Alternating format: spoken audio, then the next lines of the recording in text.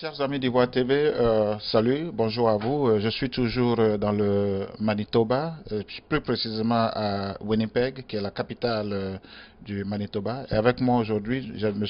Joël Lemoine. M. Joël Lemoine est l'un des responsables de CDM, c'est le Centre d'excellence en entrepreneuriat. Il va nous présenter sa structure et puis il va nous dire, surtout au niveau de l'immigration, au niveau des immigrants, quels sont les services qu'ils offrent aux immigrants, ceux qui viennent nouvellement d'arriver ici pour s'installer. Bonjour, Monsieur Lemoine. Bonjour.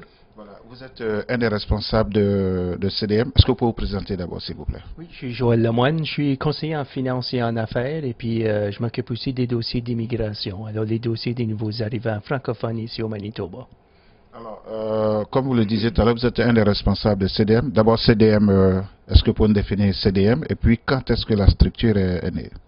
Le CDEM, c'est le Conseil de développement économique des municipalités bilingues du Manitoba. Alors, on a à peu près une quinzaine de municipalités membres. C'est des municipalités qui se sont déclarées, peut-être pas majoritairement, mais il y a une forte concentration de francophones parmi ces municipalités.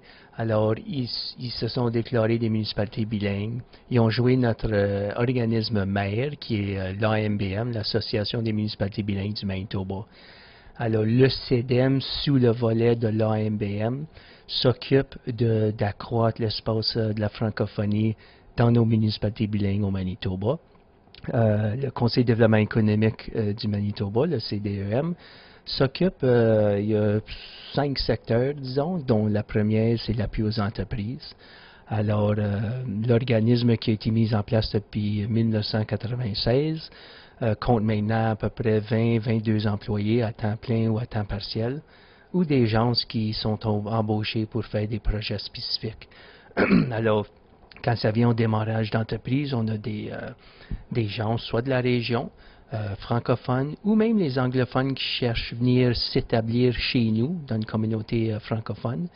On appuie envers le démarrage d'entreprise, où il y en a qui sont déjà entrepreneurs puis veulent voir à faire une expansion. Et troisièmement aussi, c'est l'achat d'entreprises existantes. Alors, le secteur de l'appui aux entreprises, moi-même et mon collègue de travail, Mohamed Doumbia, on s'occupe de recevoir ces gens-là, leur donner un peu l'A à Z, ou on espère A à Z, sur le démarrage d'entreprise.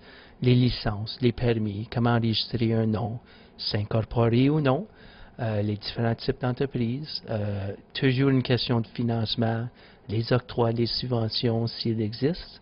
Alors, c'est une bonne variété.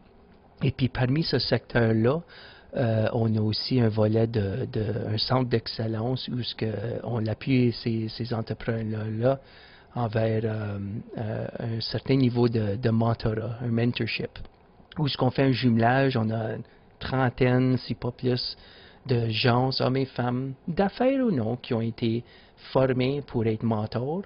Alors, un client comme toi peut nous approcher en désirant voir un mentor pour essayer de faire un bon jumelage pour un partage d'informations pour voir au succès de l'entreprise, de l'entrepreneur. Alors, c'est un volet, c'est le centre d'excellence avec le mentorship qu'il y a là, qui tombe sous l'appui aux entreprises. Deuxièmement, on a un secteur jeunesse.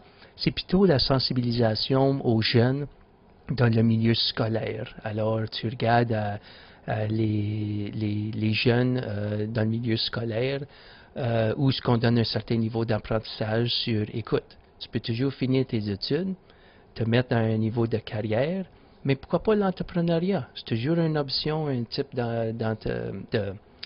d'emploi que tu peux faire pour toi-même, créer ton propre emploi, ta propre entreprise. Alors ça, c'est un secteur de jeunesse où ça continue à prendre une bonne évolution. On a aussi un secteur dans le domaine touristique, puis encore, c'est de s'assurer qu'il y ait des organismes, des associations en place dans nos communautés, dans le secteur touristique. Alors, on encourage les visiteurs de venir magasiner, visiter chez nous, dans le quartier francophone au Manitoba. On fait aussi du développement rural. Ça, c'est pour continuer à faire une bonne relation avec nos communautés bilingues du Manitoba. Alors, j'ai mentionné qu'il y a à peu près une quinzaine de municipalités bilingues qui sont plus ou moins centralisées 1 heure et demie de route de la capitale qui est Winnipeg. Et puis ça rassemble probablement, il faut comprendre qu'à peu près 10-12% de la population au Manitoba, une population d'1,2 million. La majorité, 750 000, se retrouve dans la capitale de Winnipeg. Mais les francophones, oui, il y a Saint-Boniface, un bon quartier francophone ici situé à Winnipeg, mais il y a aussi dans les alentours de la ville des gens comme moi qui viennent d'une municipalité juste au sud de Winnipeg, une municipalité, un village francophone à Sainte-Agathe.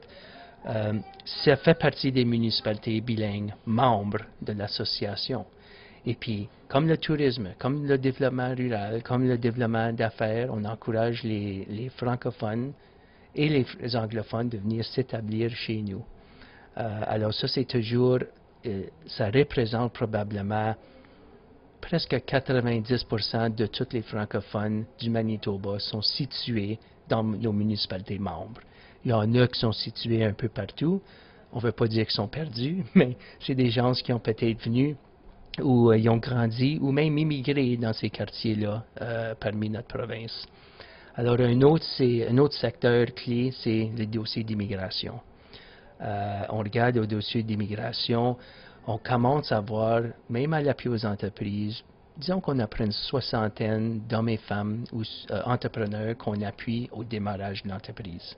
Mais de ces soixantaines d'entreprises-là, il y a 50% que c'est des femmes entrepreneurs, probablement 35 à 40% c'est des jeunes âgés moins de 30 ou 35 ans.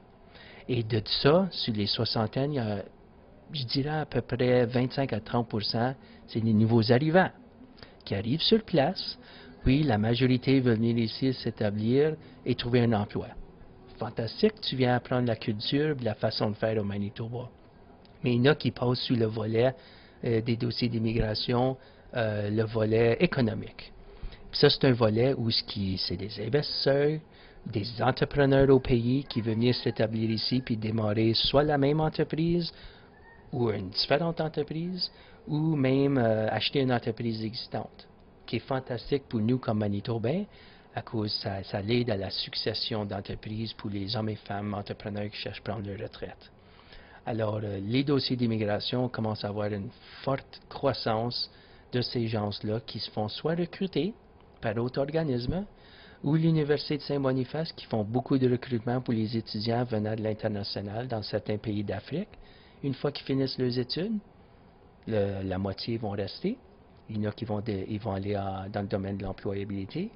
Puis il y en a d'autres qui vont démarrer des entreprises. Alors c'est là où notre organisme va les prendre sous notre aile juste pour s'assurer qu'ils ont un succès envers les dossiers entrepreneurial.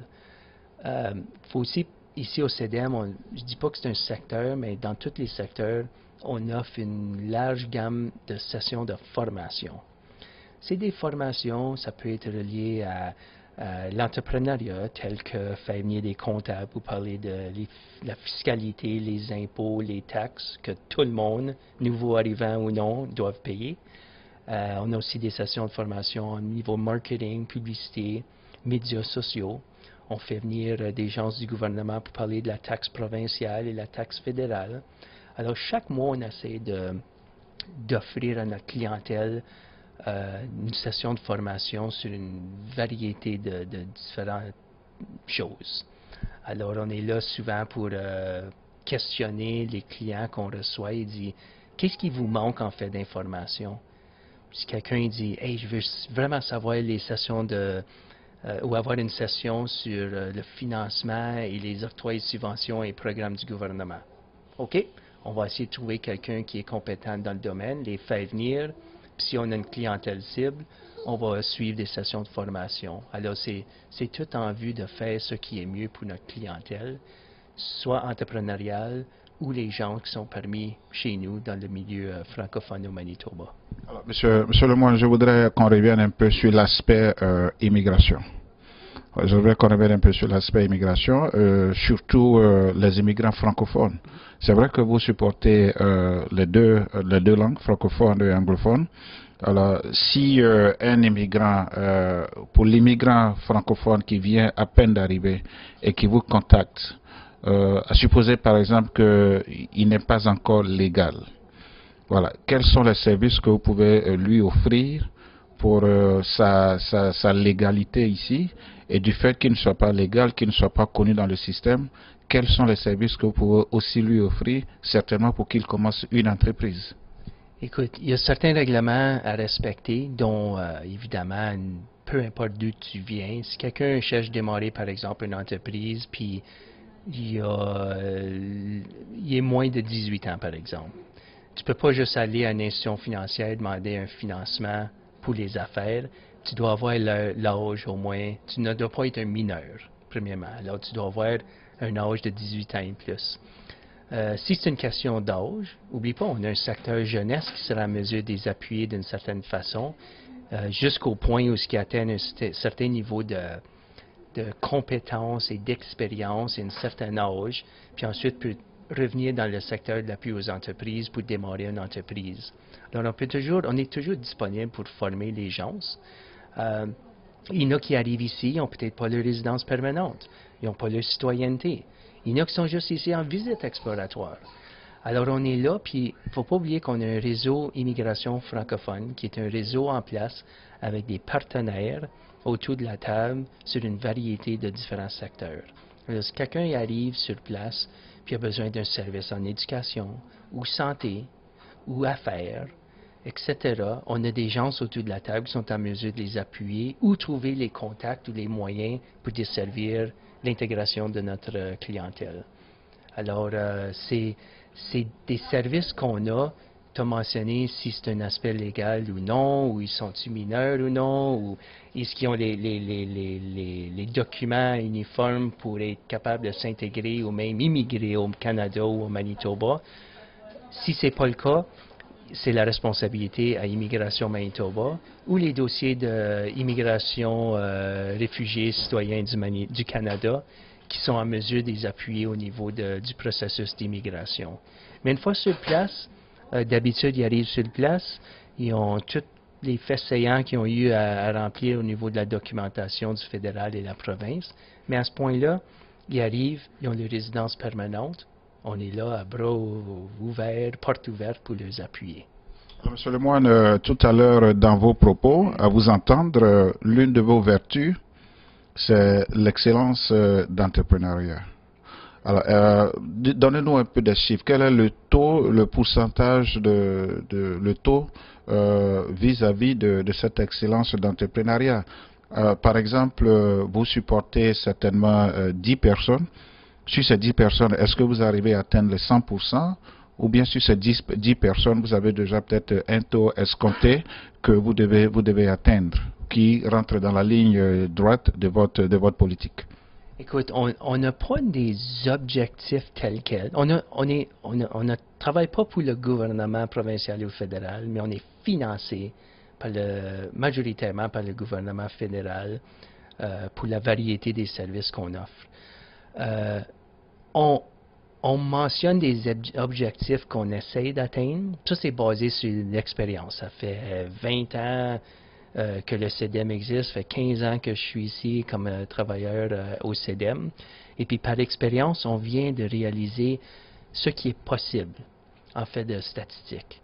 Alors quand ça vient à un certain niveau de clientèle soit au CEDEM ou notre centre d'excellence, on s'est dit, basé sur l'expérience, on espère, disons, de créer ou appuyer un entrepreneur à la création 50 clients par année.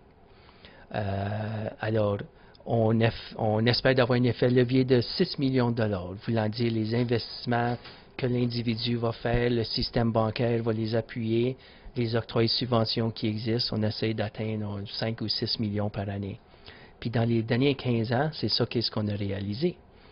Mais là, des fois, on a des années, les nombres sont beaucoup plus, ou parfois un peu moins. Mais là, la question, c'est, on regarde notre clientèle. Quand ça vient au démarrage d'entreprise, par exemple, il y a une statistique canadienne qui dit que 90% des entrepreneurs vont faire faillite dans les premiers 5 ans d'affaires. OK. Moi, je regarde ça et j'essaie de comparer les notes avec les statistiques. On a un organisme qui sont ici pour les suivre, pour les conseiller et s'assurer au succès de leur affaire. Alors, je revois de façon annuelle tous les entrepreneurs qu'on a appuyés envers le démarrage ou l'expansion ou l'achat d'entreprises existantes. Puis ensuite, on repasse la liste pour s'assurer, sont-ils toujours en affaires? Et puis, j'ai réalisé sur une soixantaine par année, il y en a peut-être 10 qui sont plus en affaires. Alors, statistiquement, c'est comme, oh, OK, un pourcentage de faillite élevé, mais attends une minute. Parmi ces dizaines-là, il y a peut-être 7 ou 8 qui ont vendu à un autre entrepreneur à profit. Alors, si on fermé, c'est peut-être pas à cause qu'ils ont fait faillite, c'est à cause qu'ils ont peut-être vendu leur commerce. Alors, on garde toujours, et puis comme ex-banquier, des caisses populaires et puis des banques, dans le temps, ça fait quelques années, on voulait éviter que le taux de faillite des emprunts qu'on donnait à notre clientèle, on s'assurait que ça soit moins de 3, 4, 5%. Alors, j'ai comparé cette note-là avec les entrepreneurs qu'on appuie. Et puis, on a aussi un fonds d'investissement qu'on peut accorder aux entrepreneurs. Alors, ça peut les aider. Et puis, on regarde, on atteint ces petits pourcentages de 3, 4, 5%, disons, de faillite de façon annuelle, qui respectent la norme et qui est beaucoup, beaucoup mieux que les 90% qui font faillite dans les premiers 5 ans d'affaires. Alors, moi, je pense que le succès, c'est ces hommes et femmes entrepreneurs-là ne sont pas seuls quand ils sont en affaires. On est toujours là pour dire, hey, si vous avez besoin de quelque chose, n'hésitez pas à venir nous voir. Et n'attendez pas que l'entreprise est après chuter avant de venir nous voir. Alors, on est là pour les appuyer de façon continuelle. Mais il faut aussi les responsabiliser. S'il y a quelque chose qui va bien ou non, c'est pas à nous de les approcher. On n'est pas des savants. Alors, il faut les encourager qu'ils viennent nous voir et puis voir si c'est une question de marketing. Bien, on a une agente en communication marketing qui sera en mesure de les appuyer. Si c'est une question de il me manque une licence ou un permis, bien, on va essayer de trouver la bonne personne de ressources. Alors, si tu englobes tout ça ensemble, l'appui est là et puis on vise le succès pas nécessairement à court terme, mais à long terme des entreprises qu'on appuie. Alors, c'est tellement la dernière question. Que faites-vous pour les entreprises déjà existantes? À supposer que j'ai une petite et moyenne entreprise et que je voudrais élargir, je voudrais étendre mon entreprise, sachant pertinemment que je n'ai pas de difficultés financières, mon entreprise fonctionne bien, mais je n'ai pas le fonds nécessaire pour l'agrandir. À ce niveau-là, que faites-vous? Que fait le CDEM? Écoute, souvent c'est une question quand un entrepreneur cherche à grandir. Déjà, c'est un bon signe. L'agrandissement, souvent, c'est à cause, wow, le chiffre d'affaires prend l'ampleur, j'ai besoin de plus d'espace, j'ai besoin d'agrandir mon espace, j'ai besoin d'embaucher du personnel. Alors ça, c'est un bon signe déjà. Mais nous autres, au moins, on est là en mesure de les appuyer de façon de voir, OK, c'est quoi vos besoins? Si c'est une question de financement, ben, tu es déjà établi. Alors, il y a déjà cette relation avec le système bancaire, avec le banquier. Alors, il ou elle serait peut-être en mesure de financer le projet. Ou parfois, l'agrandissement est un peu, porte une valeur plus grande que la norme. Alors, nous autres, comme j'ai mentionné, on a un fonds d'investissement, un fonds de prêt, à dernier recours, voulant dire, va voir les institutions financières en premier, va voir les autres organismes, je vais vous assister, voir s'il y a des programmes de subvention ou d'octroi qui existent. Puis ensuite, peut-être le banquier sur un 100 000 va financer un 80 000, puis il vous manque 20. Mais là, le CDM peut être en mesure de financer la balance. Alors, c'est un partenariat à 2-3 personnes pour voir le succès financier du projet. Si c'est une question, je cherche à faire un agrandissement, j'ai besoin de plus d'employés. Mais là, vous allez certainement rencontrer Sally Mata. Elle s'occupe d'un programme Premier Choix, qui est le secteur d'employabilité. Alors, on essaie de faire un match entre les employés, qu'on donne la formation, dont majoritairement des nouveaux arrivants. On fait le pont entre ceux à la recherche d'emploi et les employeurs que nous avons appuyés dans le passé. On fait un inventaire de voir le mieux possible les employeurs, qu'est-ce qu'ils cherchent en fait d'employés, et ensuite le programme Premier Choix va essayer de faire ce jumelage pour s'assurer que l'employé ait un travail chez nous, encore chez l'employeur. Je voudrais, au nom de la direction du VOATB, vous remercier pour votre temps. On vous a surpris, vous alliez à nos réunions et puis vous avez bien voulu nous accorder cette interview. Votre dernier mot par rapport, dernier conseil, dernier appel On est toujours là, on invite les gens à venir nous visiter chez nous, venir investir chez nous, venir s'établir, les jeunes familles. Encore, on a une population francophone grandissante ici au Manitoba et, comme je vous ai mentionné, il y a un réseau en place pour s'assurer de l'intégration des gens qui viennent ici, soit en visite ou s'établir de façon officielle, mais encore, on vous invite et puis il va certainement y avoir quelqu'un là pour vous appuyer. Vos contacts? Mes contacts ici au CDM, encore... Les contacts du CDF pour tous ceux qui voudraient bien sûr vous contacter. Ici, vous pouvez, la ligne directe ici au bureau, c'est le 204-925-2320. Ça, c'est la ligne à la réception. Vous avez juste laissé savoir ce que vous avez besoin et puis ensuite, ça va être transmis à la bonne personne. Chers amis du VOATB, comme vous le constatez, c'est vrai que je suis ici à Winnipeg il y a juste quelques jours, mais l'un des aspects qui me frappe ici, c'est que c'est une province qui est ouverte. Quand je dis bien ouverte, complètement ouverte à l'immigration. Et d'ailleurs, qui invite tout le monde, du monde entier, des pays francophones, aussi bien des pays anglophones, de venir vivre ici, de venir investir ici. Et comme j'ai l'habitude de le dire, le Manitoba fait près d'1 million de kilomètres carrés.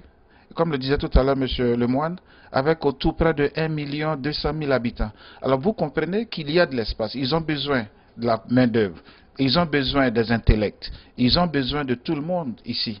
Et c'est pour ça que vous constatez le brassage culturel de ce côté du Canada. C'est pour ça que vous constatez qu'il y a, comme on le dit bien sûr en Côte d'Ivoire, l'aquaba traditionnel, c'est-à-dire la bienvenue à tout le monde. Toutes les structures ici encouragent à l'immigration, demandent à tout le monde, dans le monde entier, de venir investir. Monsieur Lemoine l'a dit tout à l'heure, et c'est dans ce cadre-là que nous avons couru rapidement pour venir rencontrer Monsieur Lemoine, pour encore une fois de plus appuyer ce que j'aurais déjà entendu dans les rues, ce que j'aurais déjà entendu avec d'autres structures. Les immigrants sont les bienvenus ici à Winnipeg. C'était Germain Kwasi depuis Winnipeg, dans les locaux du CDEM, avec M. Lemoine, qui est un des responsables de cette structure. M. Lemoine, merci beaucoup de votre temps, et puis pourquoi pas, l'information va passer. Merci beaucoup. Parfait, merci. Voilà, je vous en prie. Vous l'avez découvert ici.